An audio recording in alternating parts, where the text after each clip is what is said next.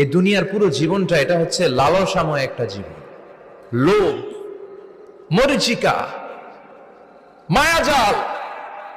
এই মায়াজালে আমরা আটকে আছি, ফলে মৃত্যুর কথা আমরা ভুলে গিয়েছি।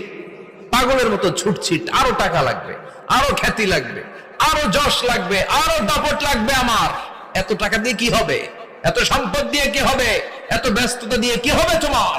স্টপ, থামুন, অনেক হয়েছে, আন্না, থামুন। Take a rest, take a breath and think about death. Think that you have to go back to your Lord.